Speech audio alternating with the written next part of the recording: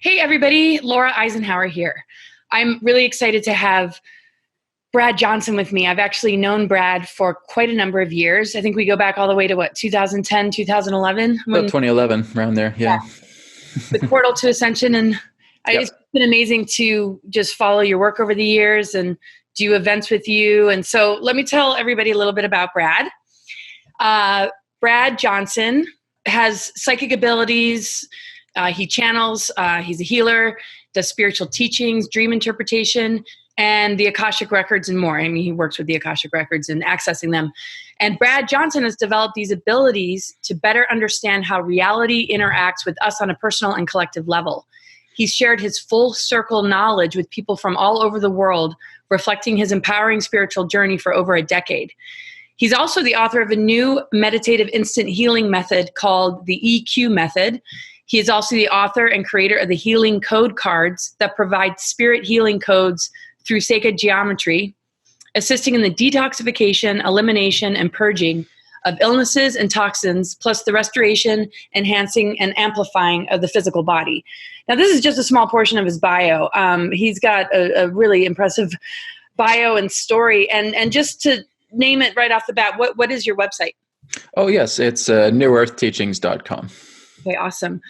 Well, thank you so much for being here with me. And I just want to kind of give people a little bit of an intro about Adronis and the journey that awakened you to bringing him in as a channeler. And then maybe we could have a conversation with him. Sure, sounds good. Okay. So what are sort of the roots behind the work you do and connecting into Adronis coming in? Yeah, I mean, I've been doing this since 2008, and since 2008, I never expected to get into any of this. This was all just really, I don't say out of the blue, but it was really just a synchronicity waiting to happen in that way. At the time, I was just basically writing a novel. I wanted to write a science fiction novel because I've always been into science fiction and space fantasy. I was always a Star Wars fan, a Star Trek fan, all of that. And I'd start writing this novel, and I wanted to find out, okay, what's the truth about ETs? What is the actual thing about what's going on with extraterrestrials? And so I wanted to do a lot of research. I started going on the internet, and I started looking at people who have had encounters and all these people who have had spiritual experiences with ETs, and they were telling me everything that I never thought an ET was, right? And I never thought that there were these, banana-headed creatures with second jaws or anything of that nature. So they said, no, there's a lot of them are human, and they believe in a one infinite creator, and they are here to expand consciousness and bring love to the planet and help to ushering us into a galactic community. And I was just blown away by this. I said, I never, ever saw ETs like that. So I decided to put the book aside, and I just started to do a lot more research in regards to meditation, because through meditation, you can connect to these beings and you can understand more about what's going on. So I just went to my library. I took out a book called Learn How to Meditate, read it from front to back within a few days, did all the exercises within it, and I went very, very deep into trance. And as I was going deeply into trance, I was able to go into like these spaces. They're just kind of like astral domains. And I would see like these crystal balls just kind of hovering in the air, just covered in light. And I would touch them in the astral plane, and I would actually feel them physically, touching my hands in the physical. Just feeling all this energy just rushing through me. And I was just getting like high off this energy. It was incredible. As I would go to sleep at night, I would wake up the next morning just knowing things I did not know before. I was just getting all these forms of spiritual understandings, universal laws, how the universe works, the connection to oneness, everything. I was getting all of these incredible downloads without even looking at anything. And this then compelled me to look at a lot more stuff. So I just started to move from meditation. I started getting into channeling because I found channeling very interesting. I saw quite a few channelers on YouTube at the time. I believe Magenta Pixie, a friend of mine, she was the very first one I was able to look at, and I looked at a few other ones. Bashar came later as well too. Then I just started getting into this. This is amazing. This is really, really interesting. So I kind of looked at it firstly as an investigator, as a reporter, as a journalist, and then I wanted to get more into involving this myself because it was just so profound. So I met a few friends and who are also channelers. I started an online community, and I just started to talk to them and say, well, how do you guys channel? What do you guys do? And so they were kind of giving me ideas about how they channeled. And I never really used one person's idea. I just kind of looked at what others were doing, and I kind of combined it into my own thing. So I did what's known commonly as channeled writing or automatic writing when I first started. I started connecting with a few other collectives. Some of them are like the Palladians, etc. And then there was this one point in December of 2008 where my friend came to me and said, well, Brad, you have very strong Syrian energies. And I feel like there's a Syrian consciousness that's trying to get through to you and wants to talk to you. So you should probably use your channeling and connect with this being. I said, all right, I'll go ahead and do that. I have no reason to doubt my friend when he was telling me this. And then so I went ahead and I connected, and there was Adronis from Sirius who immediately came in, and he was so clear. He was actually much more clear than any of the other channeling I did before. It was just like having a conversation. I was just trying to write everything down very, very quickly. I was having this telepathic conversation or channeled conversation with Adronis. And he basically said, I'm a future version of you, 297 years in the future. I've come back at this time to assist in your own evolutionary growth. And as you start to evolve, you will allow other people to evolve together with you. Is this something that you want to do with me? And so I was really excited. I said, sure, absolutely. Daroenka has always talked about with Bashar that it's always been an agreement that they made in a previously before incarnating here. That certainly is my experience as well too, with Adronis as well too, is that we had this particular time for me to wake up, time for me to take this agreement and now apply it together with Adronis in my life. And since that time, it's shifted my entire world 180 degrees. I was never, again, a spiritual person. I never meditated up until I was 29 years old, until I had this actual experience. I never really followed the spiritual path. I was born a Jehovah's Witness, and I never liked it. I could not stand it. And I always thought, I believe in God, but I would never represent God in the way that religions represent God, because they limit God too much. And so that was always my standpoint with it. And then when I started getting into spirituality, I said, well, now I can actually become closer to God now. I can be a lot more closer to spirit. And so as I started channeling throughout the years, all of this just started to open up. And here I am doing Akashic Records reading. Here am I doing this healing work, working together with people, thousands of people. Like I've basically just done sessions all over the world, remotely mostly, with tens of thousands of people all over the world, and meeting some really amazing people. And I can say we're definitely not alone in this journey. There are tens of thousands of people going through incredible experiences, and we can all relate to what they're going through. Wow. That's awesome. Can you tell us a little bit about the EQ method before we maybe bring in Adronis, the healing code cards? I think you introduced me a little bit to them. I got a bit of a glimpse when I saw you, but Yeah, the EQ method is something I'm actually teaching in my class right now. I have a class called the Spirit Ambassador Classroom. That can be found on newearthteachings.com. And through the Spirit Ambassador Classroom, I'm teaching the EQ method. Now, the EQ method basically is a rendition of several other different healing techniques I've done in the past. I had it previously called body regeneration healing, then I called it light circuitry attunements, and now it's called the EQ method. So EQ just stands for equivalence, which means you're just substituting negative energy for positive energy. Basically, you're just clearing away a conflicting emotional state that has maybe been with you for a very long time, a trauma.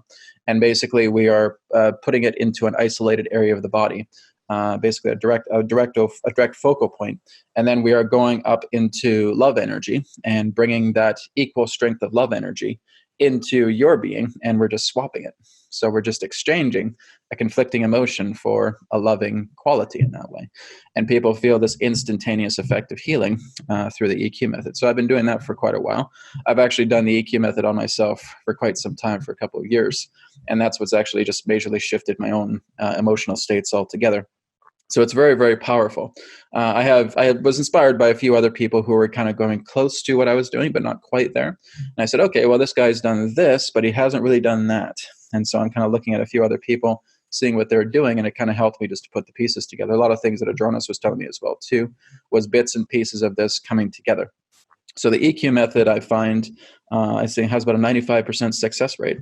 The only 5% that basically happened with other clients is they weren't ready to give up that emotional identity that they had. And there's not much you can do until they're ready to let it go. But yeah, everybody that was willing to work with it, every single person has had success with it. So the EQ method is available. I'm basically just doing my sessions up until the end of December. After that, I'm going to be focusing on my school with the Spirit Ambassador Classroom.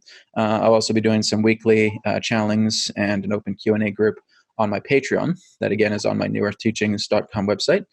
So that's really going to be a lot of my focus. Now with the healing code cards, this is the box right here. Not sure if you guys can see it okay. But this is a brand new product that I created, and this is actually done with spirit code healing. So what this is I basically was getting just downloads to create these kind of cards, put geometries, patterns in these cards that basically hold the vibration of spirit command codes. Now, spirit command codes work very, very interesting because they do not require your own belief for them to work. So as soon as you pick up a card, maybe I'll just grab a sample card here so you guys can see one of them. Okay, here's one that's the nervous system enhancer. That's what they call it. That's what I call it. And basically, you just start looking at this card for 60 seconds. So I'm just putting it about 1 foot in front of my face, and I'm just looking at it for a total of 60 seconds. After 60 seconds, then I can put it on my body. I can put it by my water. I can charge my water. With the nervous system enhancer, after 60 seconds, it's done. And now you can start drinking the beverage. So basically, with the healing code cards, it's going into your system.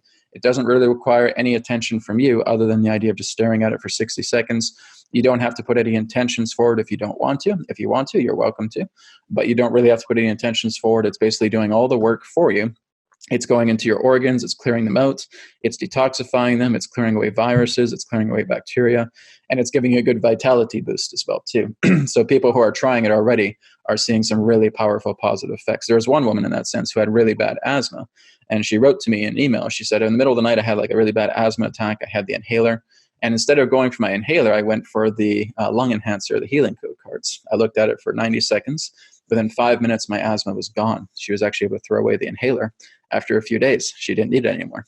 So to me, that's like a great success story. There's also other people in that sense who have been like diabetic. They're actually starting to see it get a lot better now as well too. Their blood pressure is lowering. There's people in that sense who are actually had cancer tumors shrinking down as well too with the healing code cards. So I'm amazed by it.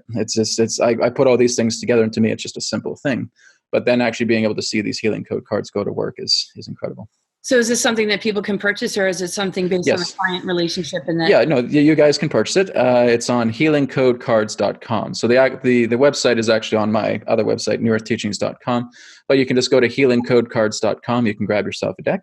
I have about 100 of them left right now. There's more coming. There'll be more in January.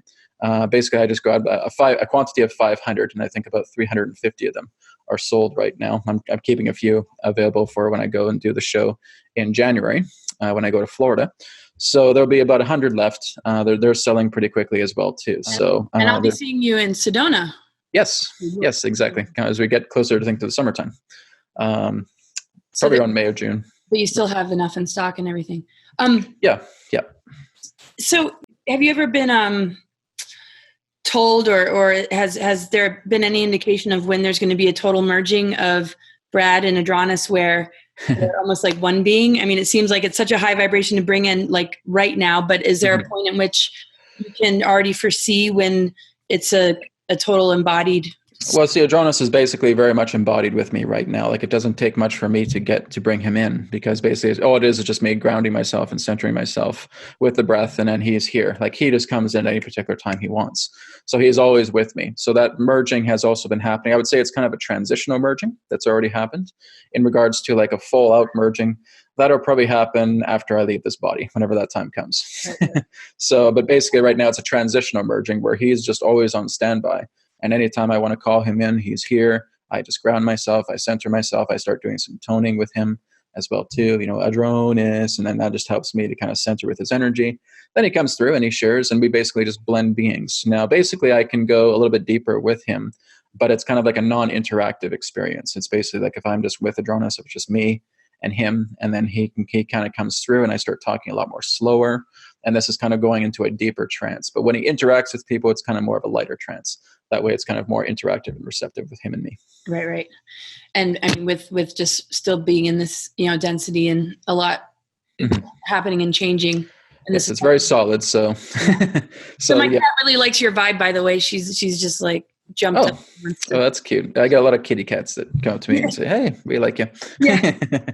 So I want to just hold space while you do your thing, and then just let me know, and then I'll ask some questions. Okay.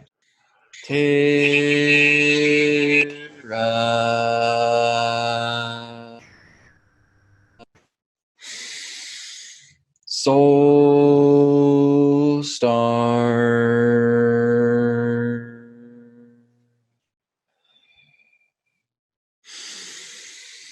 City.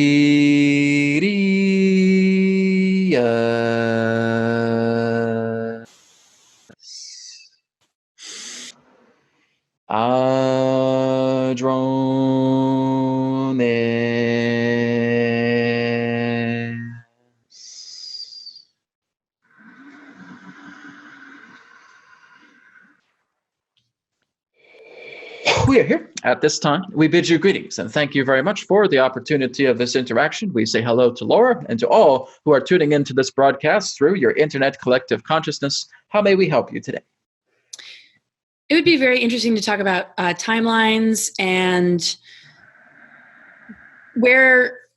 what that looks like for all of us as a humanity. Is there like a bifurcation, and then maybe lead into events happening in 2037? Yes, we thank you very much for your questions. Now, the understanding of what you would know as timelines is that they are converging all the time. They are basically going through a continuous state of collapse. What is happening is that there is, in that sense, a filtration system that is actually taking place through the collective consciousness.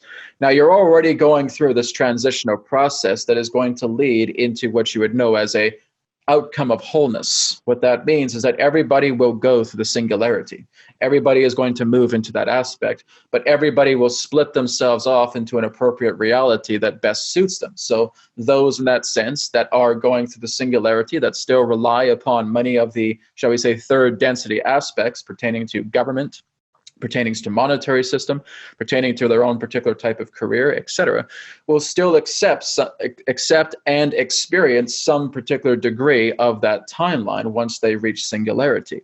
And there will be those in that sense that remain here in third density going through those experiences uniquely through themselves. And then there will be those who will be able to graduate themselves into what you would know as a fourth density Earth.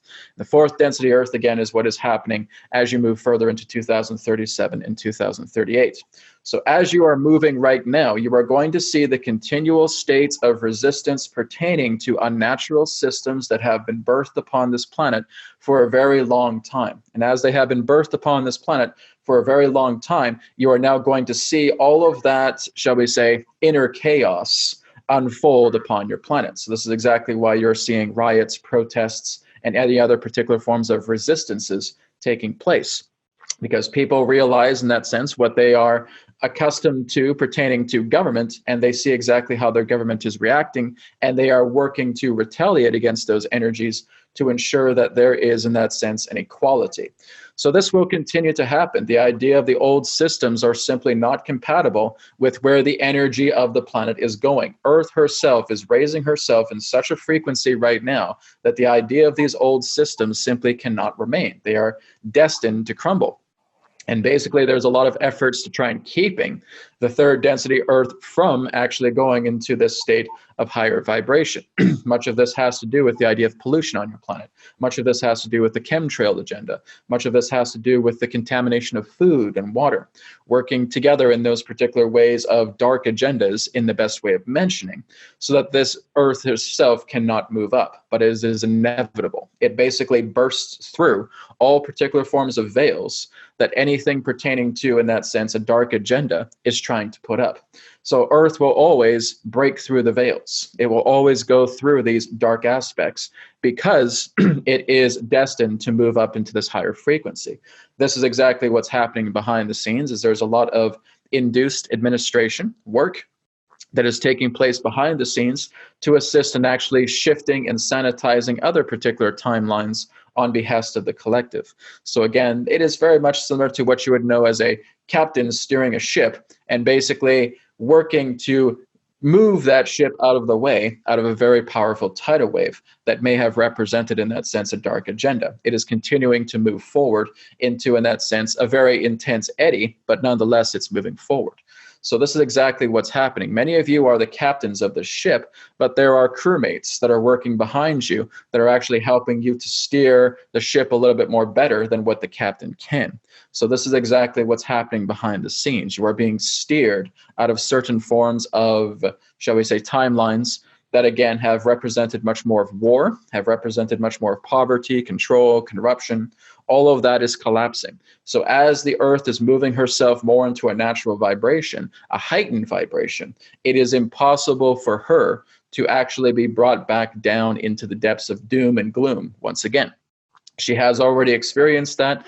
The human beings, her children upon the planet, have already made their minds up. They are moving this world together into higher planes. And there again, despite the idea of any particular type of dark agenda and what they want, they are no longer, in that sense, the product pertaining to the idea of control. That is going to be the fallacy of their systems. It is going to lead to collapse. It is going to lead to the crumbling of their systems.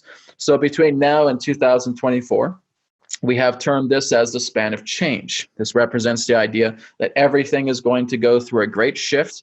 Everything is going to collapse pertaining to that of unnatural direction. So unnatural direction, the idea of seeing these falling pillars collapse, is what is going to take place. The idea of your politics is just one particular manifestation of the idea of these collapsing agendas. Is the idea in that sense of, as we have stated, the corrupt will take down the corrupt. The dog will eat the dog in that sense. And of course, if you get in the dog's way, then you're basically just going to be torn apart yourself. So they are basically inside this large pit, fighting each other for power that they really don't even have in the first place.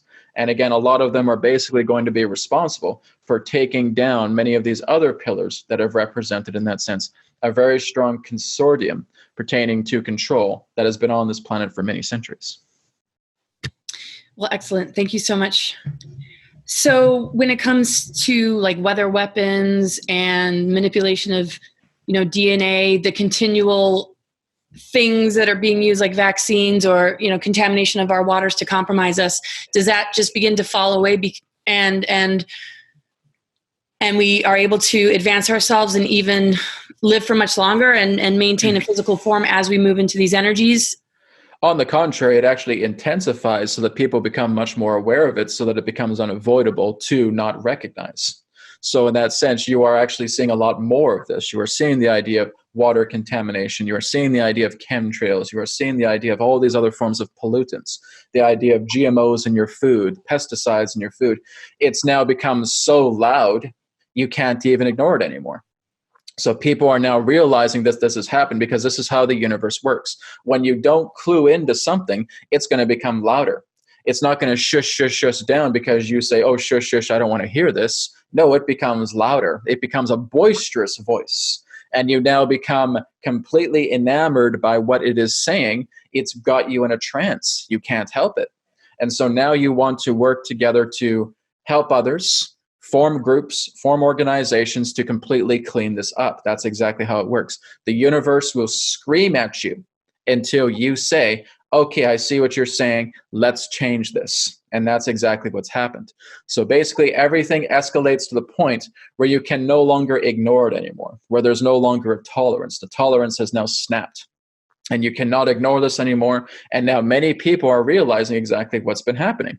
They're realizing that there's been contamination in their food. They're realizing there's a chemtrail agenda. They're realizing there's been child trafficking. There's realizing there's been a pedogate, etc. All of this has now been brought out into the open. Is there a lot more? Oh, yes, there's a lot more. But this is in that sense what's on the surface right now for the collective consciousness to work through. And as they work through it, this is what creates, in that sense, a, shall we say, equivalent exchange pertaining to the idea of what was once corrupt that is now going to start transforming into harmony in time. Nice. So what about like genetic damage, things that have been inherited, things that have become so unconscious in the family lines that people have taken on that don't seem to have, a cure? Is that all going to shift as well for those that might feel like physical body? Everybody does have a cure, but you'll actually notice that it's actually a member of your own family that actually has that, because there will be people that will incarnate in specific family lines just as a means to clean it up. So they will have what you would know as a cleaner. A cleaner will come in, they will be born into the family. They will think very, very differently to how the family thinks. They will act very, very differently to how the family acts. They will work together much more on a deeper spiritual level, and they will actually be the ones to clean you up. Now, again, with other family members, they may realize that they've been going through a great deal of contamination, that they will actually attract help. They will attract assistance into this. So there's actually being a lot of work right now being done on a collective level pertaining to alternative healing systems rather than the idea of your modern systems of medicine.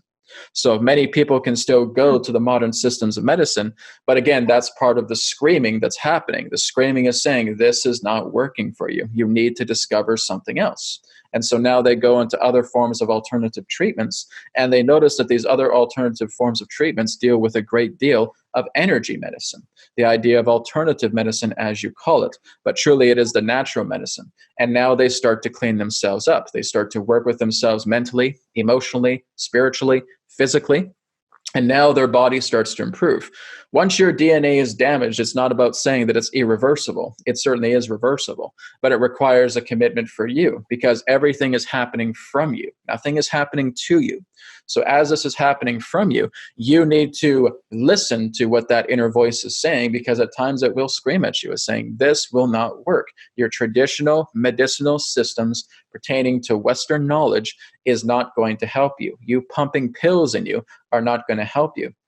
These disabilities that you have are only going to get worse. You need to seek other forms of medicinal assistance, helping you on different bodily levels, spiritually, mentally, emotionally, and physically.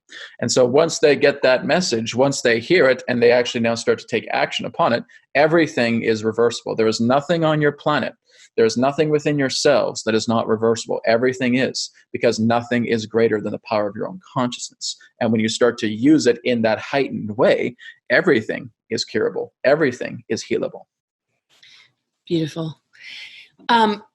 What can you tell us about what to expect as far as contact's concerned, and maybe what we need to be, careful of, with some of these dark technologies that can mimic or create, a false scenario? What do you see?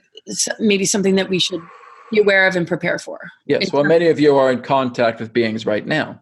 Now, again, many of you concern yourselves about a global first contact. This is not going to happen for a while yet. Now, again, there's a lot that needs to happen upon your planet before the idea of a global first contact can even take place. Firstly, you have to start working together with yourselves. There needs to be much more of a love vibration, a love energy that's coming upon your planet on a much more wider majority scale. You need to start working together with your planet. You can't pollute your planet anymore. You need to start growing food so you can feed your population. War has got to go. Poverty has got to go. Pollution has got to go. Your governments, as they exist right now, have got to go. There's a lot of things that basically have to leave first in order for there to be any particular type of, shall we say, global first contact, or global contact to where the collective themselves is actually being aware of other extraterrestrial beings. Now you're getting little drips here and there pertaining to what you would term as disclosure. You're starting to notice that, yes, there's been a lot of sightings upon the sky, and yes, there may actually be other beings that exist, but that is currently the extent of what you would know as sanitized disclosure is going to go through. It's going to be very much drip-based disclosure. It is going to continue to drip and continue to drip. If you truly want the full disclosure, that needs to happen organically. That needs to happen for people who are actually setting up conferences, who are setting up meetings, who are actually gathering people together and actually having people who are experiencers pertaining to extraterrestrial awareness, that they can actually come through and actually share their story, because that's as close to full disclosure as you're going to get within this age. When you move into the next age, post 2037, 2038, this is going to be the benchmark time to when you're actually becoming a galactic civilization, because humans are bound for the stars. You're, in that sense, travelers. So as you're travelers, you are not indigenous to this planet. You came to this planet, and this planet has basically, in that sense, become your home, but it is not, as you would say, your true home. You are a galactic civilization. You are a universal civilization. You are sons and daughters of the Most High. And so as you continue to develop yourself, the idea of the planet, in that sense, will just be another boundary that you're going to surpass. And that will be happening in the next age. And that'll be happening again post-2037, post-2038. So as this starts to happen and unfold right now, you're just getting, again, kind of a bird's eye view. You're getting an early bird look pertaining to the idea of certain degrees of disclosure that's happening collectively, but more so organically in your alternative streams. Relating to yourselves, you can all have contact any particular time you want. In fact, much of the civilizations that are working around your planet right now are in contact with many others upon your planet, helping them along with the tasks that they are meant to complete. So many of you can have your own personal types of contacts and connections, and therefore sightings, as it were. But as it relates to disclosure on a collective Earth level, no, this is something that's going to be a ways away yet. Right, because it seems there's some out there that are preparing people to get on ships and to expect something like that, get on the ships if the ships come, and that it's right around the corner. And so maybe well, this may or may not happen simply because there have been plans relating to that. But we would say many of those particular spacecraft and civilizations responsible are actually being flushed out of the star system right now. So there's a great flushing, there's a great cleansing that's actually taking place. And many of those particular ships that were originally going to come down and say to humans, oh, we're here, we're on your side, we're angelic beings, come into us, come into our ships, we'll take care of you. They're being flushed out of the system. So basically your entire star system is being resanitized. So we would say that prior to that time of, shall we say, the great shift or the event, which again, 2037, 2038 is truly the culmination of that event. This is again what's going to lead into the idea of people shifting into a new Earth.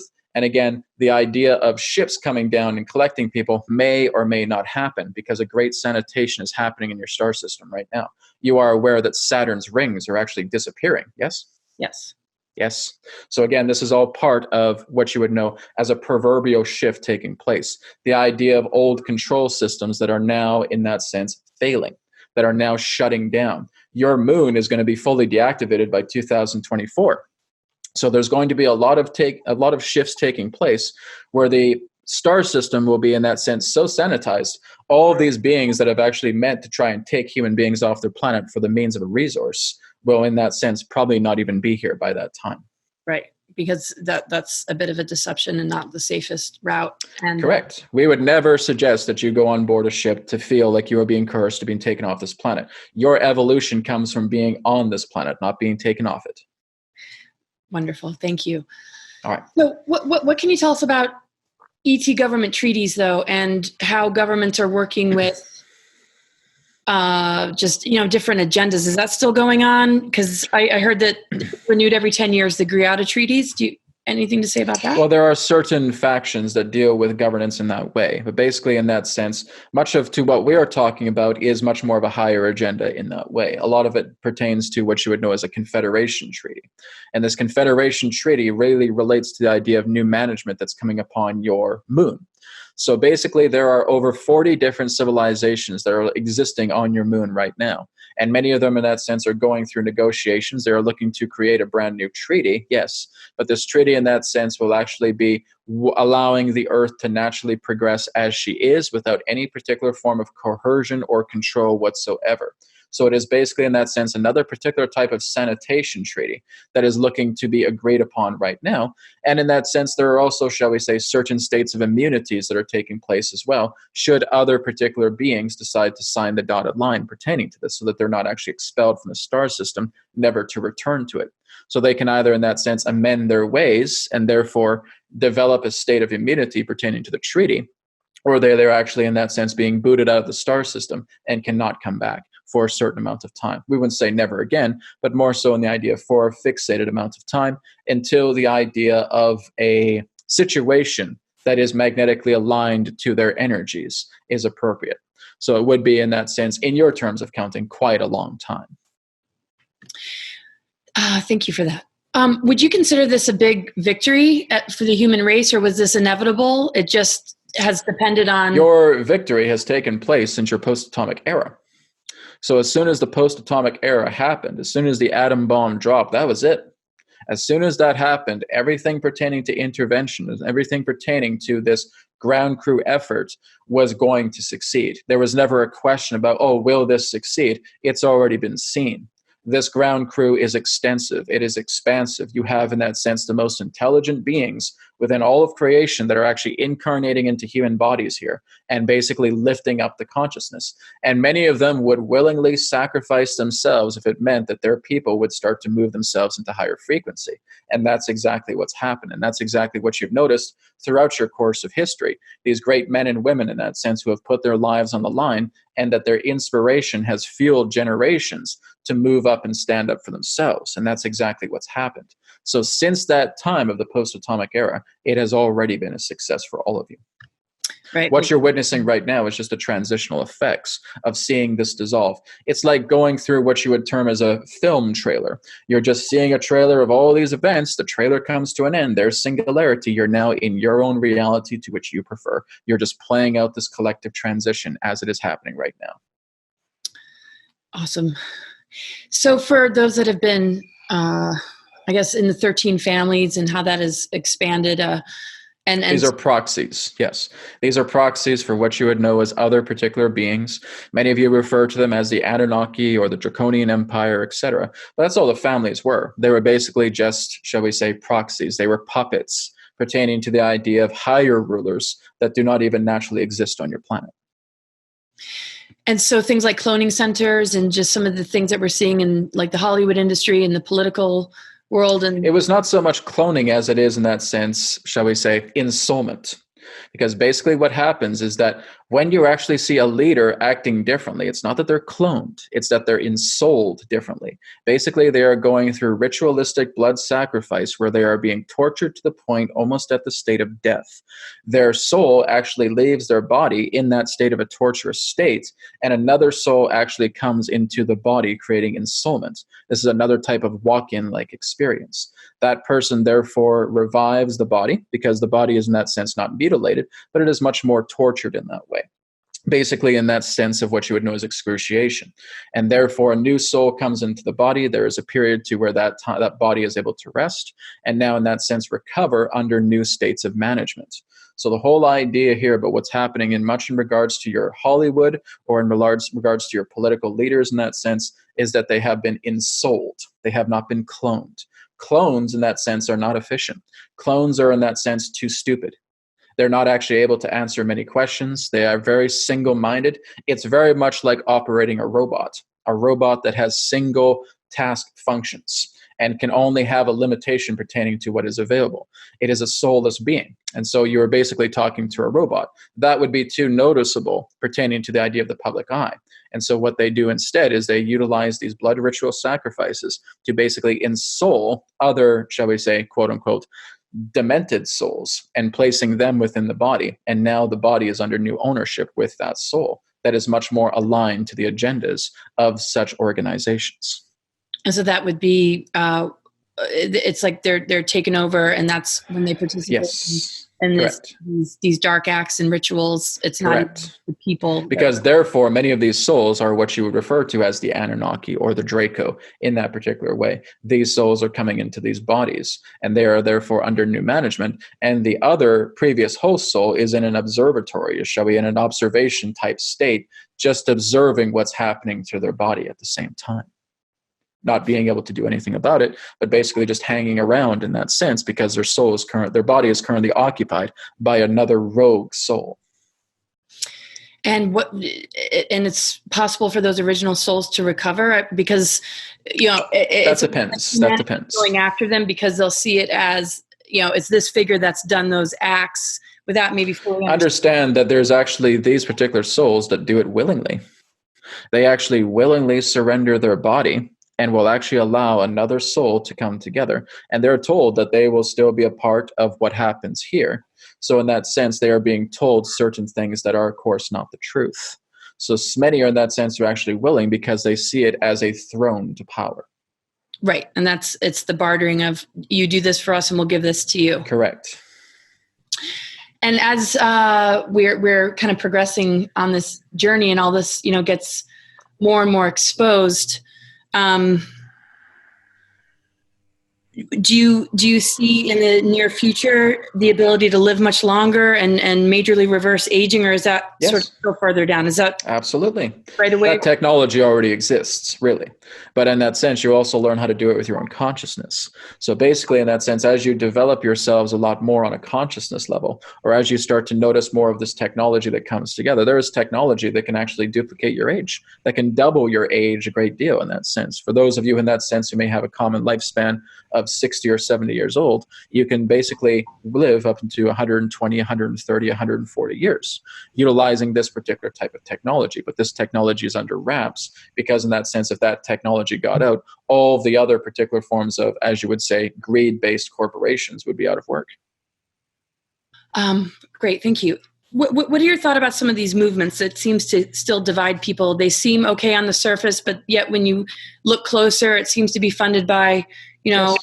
like things like climate change and things that, we're seeing that are creating a lot of division between right and left, and not so much the political, but just what's real and what isn't real. What is worth our attention and what is something we need to have a boundary towards? Is that still pretty loud? And any thoughts on the climate change agendas? Well, the whole idea is that everybody will segregate themselves into the appropriate clustered group that best suits them. Now, some people may shift between that because they're becoming educated about how this particular group may not be the best answer, and they shift elsewhere. But you are going to notice this. This is the idea of that sense of the splitting pertaining to what everybody chooses. Everybody will be on a certain side. Everybody will be part of a certain cluster, so that when singularity happens, all of those, shall we say, clusters of people in those groups will end up in appropriate realities. So many of them, in that sense, will still remain in third density, but they will still create these particular agendas, or perhaps being lied to, of in that sense feeling that there's false information, that they're believing in something that they are not actually able to receive. It becomes much more of a hope agenda. So yes, there are those that are going to happen, but what you're seeing now is all these particular groups that are splitting off in that particular way. They are all moving into different clusters. And in this particular state of clustering that's taking place, this will eventually lead to singularity, shifting them into the appropriate reality based upon their beliefs. Right. And it'll all sort itself out because people are learning and educating themselves. And yes. You can't change another person. You can't control another person. The person has to make up their own mind. They have to decide exactly what is best suited for them. People want to hope, and that's the whole idea. People want to believe that there is, in that sense, a very large Nasera fund that is taking place that will give you all hundreds of thousands of dollars. Even though this is not on the schedule whatsoever, many of you cling to that because you hope for it. You just want to have a lot of prosperity funding, and you want to have all this money, and you think that that's going to take all your problems away. That's not the answer. But again, many of you feel that that is, so you therefore scurry off into those particular types of clustered groups. So again, as we stated, everything pertaining to the world is a cluster. It's like a piece of the pie in that sense. You all go to a small piece of the pie, and that is where you feel you belong. And again, as the shift happens, you will move yourself into a reality that is preferable to the cluster that you're a part of. Awesome. Thank you. So it seems like one of the biggest things breathing down our neck is the weather weapons. We see the California fires, we see storms that are enhanced, and that's where I think humans feel the most vulnerable. But wouldn't you say that us getting our power back is to harness those elementals within ourselves, and that begins to neutralize these weapons? Well, yes, but understand, as we stated, is that if this is not being recognized by much of your population, it's going to speak louder. So the whole idea in that sense of California fires starting themselves in that way, pertaining to, in that sense, the extreme that they have, this is the idea of what you would know as directed energy weapons through the idea of satellites. And again, many of you are still feeling that you're buying into the idea of this just being a natural phenomenon, and it's not. So again, as we stated, the universe is going to continue to speak louder. It's going to scream in your ear until many of you actually start to move into a direction where you're actually looking about what's really going on, and therefore putting your foot down to saying, we're not going to tolerate this anymore. We're going to get answers. We're going to find out more about these directed energy weapon satellites, because it is actually available in your archives to learn all about them. It's actually in public knowledge. So therefore, the idea of your own public archives publicly showing that these satellite weapons exist and that hardly any of you are actually looking at it, this is why the universe is screaming at you. You need to look at all of these things that are happening. You need to be aware of all these things that are happening so that you can therefore make the shift change so that these things don't ever have to happen again. Well, it sounds like also the more knowledge you have about where deception exists, the less you'll be played, the less you'll be, it's kind of like being in a relationship with somebody who's not being honest. The more you know about the truth, the more we can make decisions that will support sovereignty and liberation from those things, I guess. Correct. Yes, that's the idea. Because again, understand that the strength truly is in numbers. The more of you that come together, it's not through the few, it's not through the one, but it's through the many. The many of you that are realizing these things, the more of you in that sense are actually going to be retaliating against these particular agendas that are causing wildfires, that are against spraying chemtrails around your country, etc. All of this is going to be out in the open because it's already available right now. You already have the list of ingredients that's contained within a chemtrail. You already have all the evidence about how chemtrails are made, but very few of you are actually doing something about it.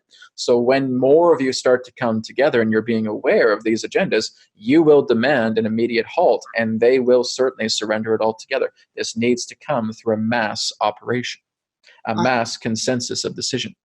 And it's wonderful that it's just people are becoming more advocates or exposing this information. Yes, people are becoming more. But again, there's still a little bit more of that tug that is going to happen. Because what you're noticing, for example, in Hong Kong right now, pertaining to all the protests that are happening there right now, this may eventually come into the United States.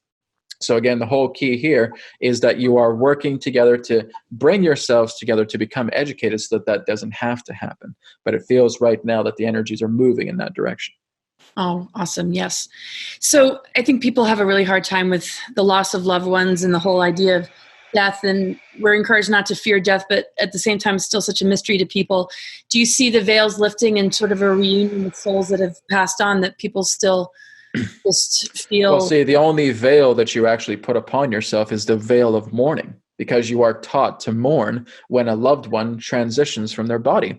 That's the veil that you're actually putting up. You're actually making that thick wall between yourself and that spirit, because that spirit is still coming over to you and saying, hey, I'm here. It's okay. I'm still here. Why are you crying? Why are you sad? I'm still here. But then you start to go into a mourning process. Oh, this person was killed in a car accident. This person was killed in battle. This person died in the hospital. This person transitioned in their sleep. I can never see them again. You see, you're not even grieving for them. You're grieving for yourself. You're feeling that you're being left behind. And this is what you're being taught since you're a little child. Thinking that in that sense, as soon as you die, that's it. We can't contact you anymore and you're done. That's not the case. This is not the end. You're only moving past a vessel and becoming the wholeness of yourself once again. So again, when you start to actually celebrate the memories of one who has transitioned and you honor them and you know that their spirit is all around you right now, you'll be able to talk to them. You'll have much more of a deeper conversation with your loved one while they're back in their own natural spiritual self, rather than the idea than they were as a human. You will have, in that sense, a much more profound relationship with them. You see, where we exist, there is nothing in regards to the idea of loss. Loss doesn't even exist in our reality. Everything in that sense is abundance in its greatest way. And so there is an abundance of joy. There is an abundance of love. There is an abundance of transition. There is an abundance of transcendence. There is an abundance of harmony and working together in community. There is nothing in regards to the idea of really any other civilization that we know that actually mourns the loss of a dead person. You're the only species in that sense that does that we're aware of. So in that sense, this is again what you've been taught as a psychological operation. The way that you conceive death is a psyop to basically cut you off and feeling that you are in that sense alone and abandoned, but this soul is all around you trying to speak to you, let you know, I'm okay. I'm all right. Don't worry about me. We can still talk. I'm still here. I'm just in a different form. So you want to transition that degree of mourning. You want to transition that degree of being so much in grief because all you're really grieving for is yourself. You're not even grieving for them. Right. Yep. So as far as like fallen angelics or galactic wars and just how we got into this sort of lower, density and how Saturn has changed over time, is there anything that you can share with us about our galactic history that is really relevant to our growth or understanding? That I know it's kind of a broad question, but that yes. And if those fallen angelic energies still have those higher components that they can return to, or did they really compromise their DNA too? Well, we would say that it really started out from the organic meeting the inorganic. And that's really the whole idea. So like everything started out divinely. Everything started out in pure fruitfulness, in purity in that way. Everything pertaining to creation was in a state of complete and total balance and harmony. Then, of course, the inorganic started to come together. And much of these inorganics would relate to what you would refer to as the Draco, because they're not native to your universe. They actually come from another universe. And there is, in that sense, artificial intelligence, what came from another universe and came into this universe. And much that caused that had to do with what you would know as soul rebellions. So the soul rebels, as you would say, are the ones that are at the very top of this pyramid. They are above the Draco. They are above artificial intelligence.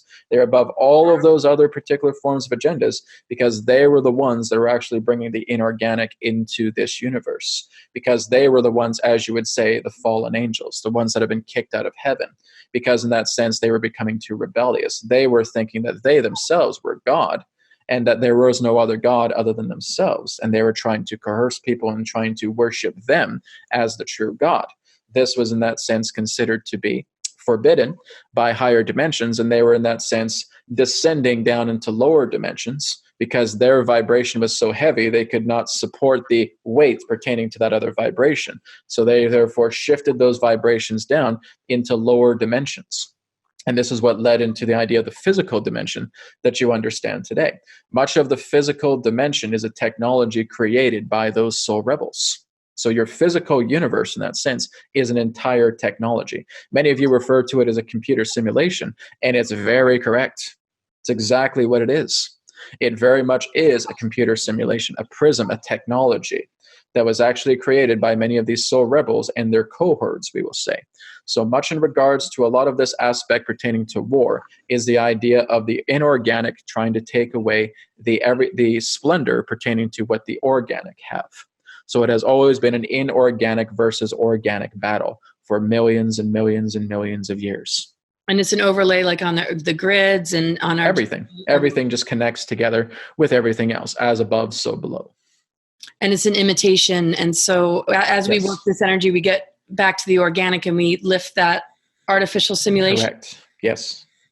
And so they kind of dragged us down to this dimension with them through these exploded planets and catacombs. Well, no, we volunteered to come here.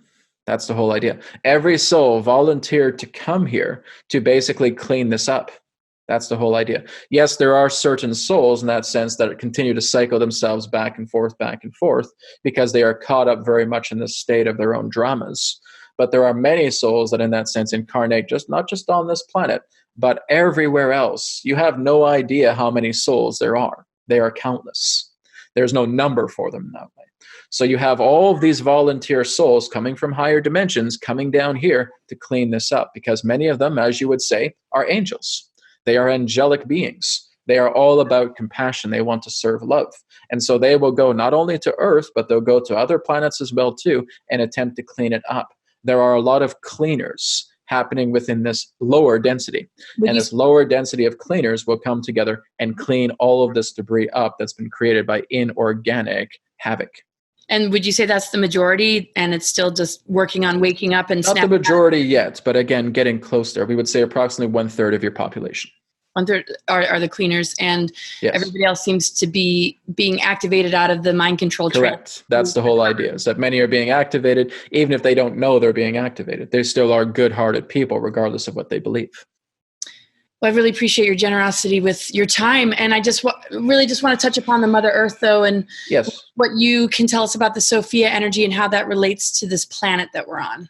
Well, you have to understand that Sophia and Lucifer basically are one and the same. Now, Lucifer, as we refer to, is not a demon. It is not a devil. It is not anything of that particular nature. The idea of the Luciferian energy in its true light is actually femininity in its grandest form.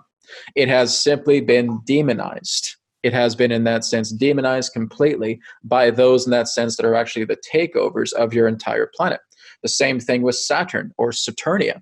She too is a goddess, and in that sense has been demonized, thinking that she is some devourer of children or devourer of souls in that way. And that is not her situation whatsoever. Sophia, in that sense, has been demonized in that particular way. So everything pertaining to the feminine, everything pertaining to what enlightens you, has been demonized and perverted upon this planet. And so the whole idea of Sophia, the whole idea of Lucifer, the whole idea of Saturnia, the whole idea of the word sin, all of these are goddesses, are priestesses, are the highest feminine light. And they have all been demonized on your planet due to tainted masculinity rule, to basically assert the masculinity upon this planet pertaining to the conquering aspect. Now, of course, we're not referring to every male upon this planet, but again, a very small number in that way. Do the rings kind of represent the imprisonment of that energy? Not the imprisonment in that way, but it is basically being used to the state of an advantage that would actually be used in that sense on a frequency level that basically generates a particular, shall we say, sonic wave, or in that sense, a psionic wave throughout this entire cosmos that again echoes throughout your entire star system to keeping the vibrations low. This is why the Saturn's rings are being dismantled at this time to basically eliminate that sonic resonance that is actually causing this lower vibration or distorted energy that is actually keeping, shall we say, imbalance alive. And so the artificial aspects of the moon, aren't there organic aspects as well? And that it is basically a dead husk, you could say. Now, basically, it has actually been hollowed out from the inside. So if you were actually to go inside the moon, you would find a great deal of technology there, and you would find technology that could actually allow the moon to move like a spacecraft. And so it is very much a laboratory, a monitoring station. It was once a planet, as you would say. It once had life, but it was destroyed in a great war, and the husk of it was utilized to actually be hollowed out and utilized in this particular type of laboratory. It originally happened within the Pleiades. It existed within the Pleiades. It then was conquered, taken over to Ursa Minor. It was therefore brought into this star system. It was contained around Maldek. It then went to Mars, and then it went to Earth. So when the Mayans know of the 13 moon calendar, is there anything about the moon that still has some benefit to our awareness? Oh, of course. Again, its energy still exists. Its life force still exists. But in that sense, it is very much what you would know as a dead body in that sense. But its life force is still there. Again, anytime you have the husk of something, much of its life force still remains. But what has been happening with the moon itself is that, again, it has been hollowed out. It has been, in that sense, think of it in the idea of what you would know as a cyborg. This is exactly what's happened to your moon. It has been cybernetically altered. And much in regards to what's happened with its frequencies is that this is often technological. So when the technological frequencies in that sense dumb down, when they actually start to shut off, the radiance of the remaining life force contained around the moon will in that sense project upon your planet. So again, the life force still is there, but much of it in that sense has to do with the idea of sophisticated programming of frequencies that are being bombarded upon your planet. Right now, it's at its maximum, but right now there is also negotiations of certain centers upon your moon that are being shut down. So much of these have to do in that sense with frequency generators. A lot of them are in the process of being shut down. But again, as we stated, it needs to happen in a very gradual way. If it was to be shut down all at once, it would lead to catastrophic circumstances pertaining to everybody on the planet. It would be like going through, in that sense, a sudden withdrawal of pharmaceutical medicine. It would basically create psychotic shock. So this is why it needs to gradually turn itself back down again, which is it is now in the process of doing. Thank you for that. Would you say that the real energies behind patriarchy is this inorganic versus organic? Yes, that overlay correct. has been Absolutely. And the placeholder and is the masculine and feminine imbalance, but yes. really You see, understand that it's not about the feminine trying to rule anything or the masculine trying to rule everything. It's about both of them coming together in a state of harmony and both knowing their place naturally. So the whole idea here in that sense is that women were actually the very first to come upon your planet. Many of you could see them as androgynous beings, but in that way, if we put a sex upon them, they would be closer to women. And women were the very first ones that came upon this planet, starting back in what you would know as Lemuria, and even in what you would know as Africa. And many of them, in that sense, had pregnancy performed by parthenogenesis, which means that they would actually use the energy of a different moon that was upon your planet at that time, which was Mercury. Mercury was once Earth's moon. And so Mercury was very much the moon at that particular time, and they would actually be able to harness the energies of life force from Mercury, along with other particular forms of chemical agents that they would utilize to actually fertilize themselves and create what you would know as cloned children. And so they would actually have just duplicates of themselves through pregnancy. But then, of course, later on, there were pure beings that came down upon the planet who basically worked together with the women in a state of co-creation. It was actually based upon the nature of God, to work together in a state of co-creation, to bring pure love to the soul, to therefore have two souls meet together, birth a new soul out of that purity. And that is actually what introduced the male upon your planet. So the males came upon your planet through the idea of co-creation from other pure beings that came down to your planet and fertilized women through the nature of co-creation, all in harmony, all with love, not with lust, not with any other particular form of, shall we say, undeveloped immaturity. But later on, again, much of the fallen angels, as you would say, or the soul rebellions, came here, and there were, again, their own cohorts that came down upon the planet and posed themselves as these particular pure beings again, and thinking that, again, that the kings and queens were so happy that they were there. In fact, more of the kings would actually offer their daughters to them, and they would therefore be impregnated, and therefore the idea of the giants would come together. Now, there are indigenous giants upon your planet. They have been here for a very, very long time, but these giants would be, in that sense, the result of karma. And many of them, in that sense, would be, shall we say, abominable in that particular way. They would wreak havoc. They would destroy things. They were very much the idea of the inorganic playing around with the organic. And this led to the idea of the consumption of humans. This led to the destruction of certain territories as well, too. The consuming of resources, very similar like you would have a swarm of locusts that would come through. So a lot of it in that sense was them actually wreaking havoc. And there were actually many hunting parties that would actually find these giants and attempt to take them down. So again, really looking at that history just briefly, the whole idea is that everything pertaining to the masculine and the feminine were to come together. None was meant to rule over another. The women had their place, the men had their place, and that was the harmony. That was the balance. Right. And so patriarchy seems like an artificial insert connected to the organic versus the inorganic, because the organic holds that union and the inorganic wants to fool us into this division through the utilization of programmings, I guess. Yes, correct. And again, demonizing everything that represents feminine empowerment, or so, what you would know as feminine enlightenment. So many different types of individuals coming from different angles talk about the Luciferian rebellions, though, and that this is a masculine energy. I mean, that's just a really tough one, I think, for people to wrap their heads around, because this is what you would refer to as the demonized Luciferian rebellions, because it is not the true Lucifer. As we stated, what they would do is they would take a divine goddess and they would smear all of this debris upon her. They would rape her. They would molest her. They would beat her. They would do all these horrible things to her. They would lock her inside a prison, and then they would claim her. Look at that hideous thing. Look at that horrifying thing. She's a demon. She's a devil. She's awful. She's excruciating to look at. That's exactly what happened. It is the idea of a completely defeated and beaten goddess. And they make that being to be a demon, a devil. Oh, there's Satan right there. There's the true Lucifer right there. That's exactly what has happened. It's, again, all of these other particular beings that have considered themselves to be enlightened and basically produced many of these particular religions that, again, have emphasized certain states of control or killing others, in that sense pertaining to one god over another god, are very much all part of the root connection back to those particular beings that raped that goddess. But why would, and so when they say like Hail Lucifer and they're doing rituals in the name of Lucifer, is that like a because they're actually putting all of that energy to how they feel Lucifer is right now, tortured under the, in that sense of submission of the masculine rule or the inorganic rule. Is this like the Dark Mother reversal in Baphomet as well? Yes, this is the idea of what you would know as Baal or Baphomet, is the idea in that sense of putting this figurehead upon a goddess and saying, you're now worshiping this wounded goddess who is now victimized, and we can suck up all that energy from that victimized consciousness.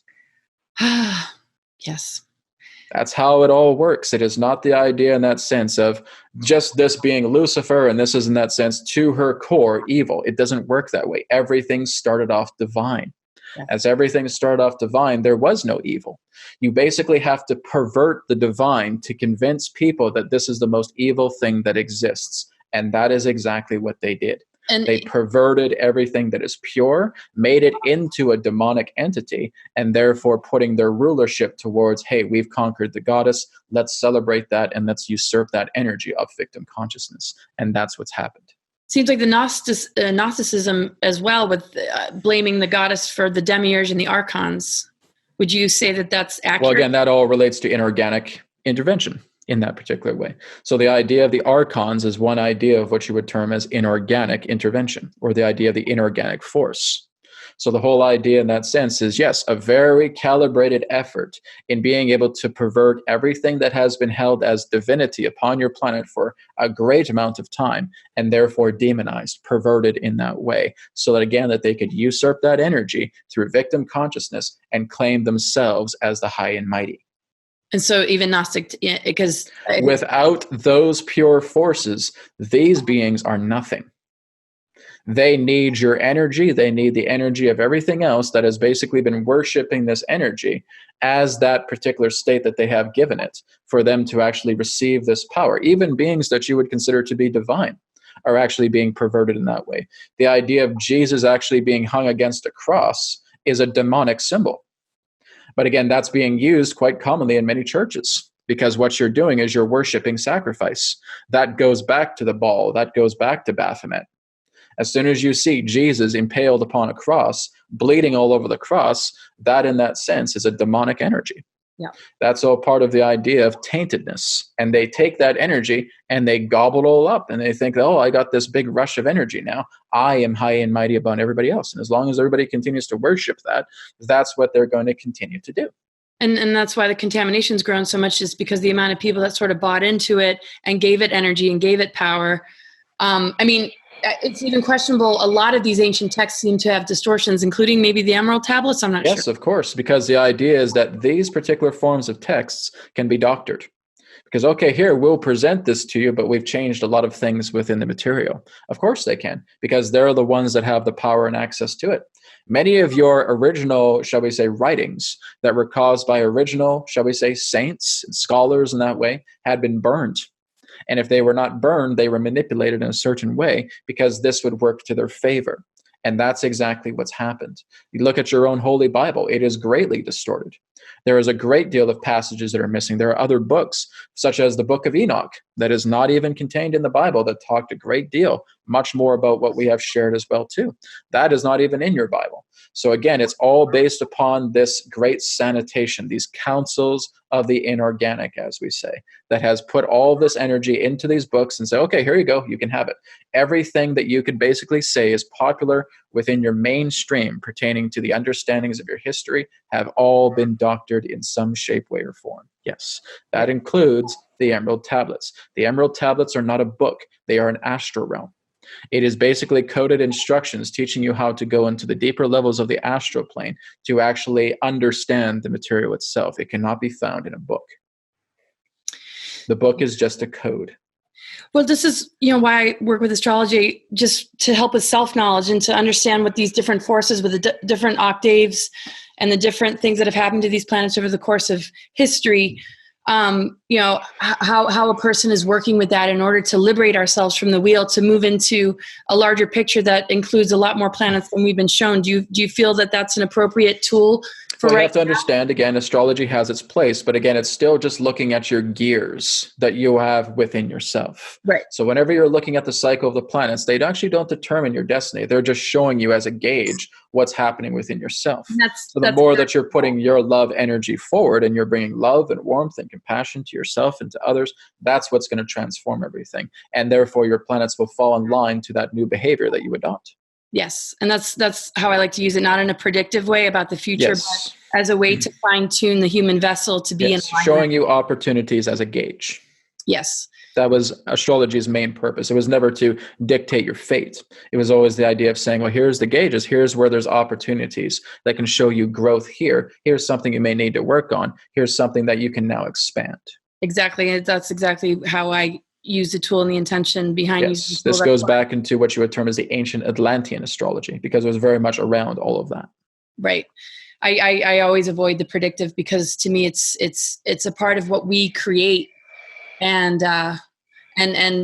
just being in alignment with our higher mind and truth, and working on the things that are holding us back, the programmings or ancestral patternings or anything holding us back. It can give us a clue. And I think it's a temporary tool. And I feel it relates to DNA. And so anything about our DNA and junk DNA you want to share before we close? Because you've been so generous. Well, that's happening right now. Yes, of course. Your DNA is going through a constant transmutation process.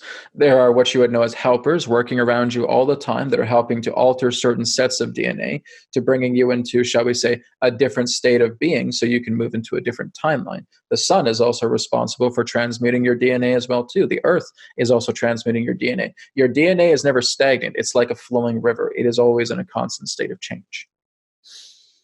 And just real quick, Saturn used to be a sun, correct? Yes, correct. Was connected to the goddess energy? A brown dwarf. Mm-hmm. And then it changed and became sort of like this lead of our human. Well, it was basically in that sense manipulated. It was in that sense contaminated in that particular degree. The idea of Saturn being the Earth's sun at that particular time, again, brought a great deal of harmony upon it. And since upon the fall of that sun ushered in a dark age, because it was a declining for humanity at that time. It needed to go through the dark times to basically evolve itself a great deal further. So that was the sign of the falling of the sun, as you would say, the falling of Saturnia. Right. Well, I just am so appreciative, and I don't want to overwhelm with too many questions, appreciating your time. But is there anything that I haven't asked or that it feels necessary to bring forward at this time? Well, as we stated briefly, we'll talk about 2037 and 2038. Again, 2037 represents the end of this age. It is the year of climax. And so when you are moving throughout these next 18 or so years of your time, work together upon yourselves, work together with each other, help to bring love and compassion and warmth upon this planet, because that is what is most needed. And the more that you start to work with this pure love together, the more that you can command it, and the more that it can completely work to harmonize yourself, to harmonize others, to harmonize your space. So again, these next 18 years are very, very important that you are following an inward journey, that you are learning into what is truly important, and that is compassion. You are love workers. You are the ground crew that is here to spread love and share each other's harmony together. And again, if something does not serve you, and if you know that there are other people who are not getting this particular message, do not try to enforce anything upon them. Just let them be and do no harm. So wherever you can, spread love. And if that's too difficult, just do no harm. And that's the key. Beautiful. Wonderful way to close it. So thank you so much, Adronis. And I'll just give you a moment to shift gears into... Yes, we thank you very much for the opportunity of this interaction. We will now conclude and return to the conduit. We will speak to you again, as now is forever, all is one, and love is essence. Goodbye for now.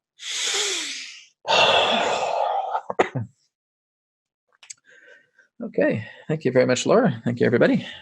Thank you so much, Brad. I really appreciate it. And yes, that was so insightful and helpful. And I know people are going to get a lot out of it. And yes, and it's good. The echo actually cleared up when I was channeling Adronis, so that's good. Oh, nice. And it's just such a gift, all the work that you do and all the tools that you have, and just the clarity of this level of awareness and information is Well, it can be challenging at times because Adronis is putting a lot into me, and I'm trying to do my best to translate it at the same time. So he basically dumps a lot of stuff, and you're trying to make sense of it. It's kind of like someone's dumping all these papers on your lap, and you're trying to sort out the papers at the same time. So gosh, I hope it's challenging, but I appreciate it because it's helping me to grow and get it better. Oh, cool. Well, I just really appreciate it. So just to maybe touch upon some of the things we talked about in the beginning of how people can get a hold of you. And I mean, the things that you have that people can purchase is on the website, but you also have a separate website for the cards? Mm-hmm. Yeah. So like I said, my sessions will be ending on December 20th. So I'll be done with private sessions then, but I'll be having my school. So it's basically the Spirit Ambassador classroom that happens on Mondays and Fridays at 12 p.m. to 2 p.m. We learn a lot of stuff there. This is everything you heard today was just the tip of the iceberg of what we learned there. We look into going to deeper states of love. People learn how to become natural healers. You learn instant healing. You learn to work with spirit. It's really incredible. Also on Sundays, there's a Q&A, open Q&A meeting that happens there. That's basically for what's known as the open Q&A members. So that's available on my Patreon. You can also go to healingcodecards.com. You can grab the healing code cards. This is really where I'm focusing on is my school and the healing code cards when I get into the new year. So that'll be my focus. But you guys can always drop me an email anytime, and I'm always happy to talk to you. Well, that's so wonderful. And one more question. Is there a number limit of people joining your school? Yeah, I basically have a number limit of 200. Right now we have about 59 people. So we still got plenty of room for people who want to join. Oh, wonderful.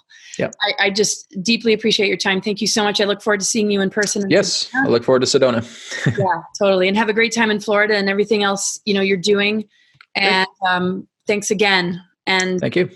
If you could just hang for a second before I turn the rest of it off, I'm just going to turn this part off. Thank you, everybody, for joining us, and much love.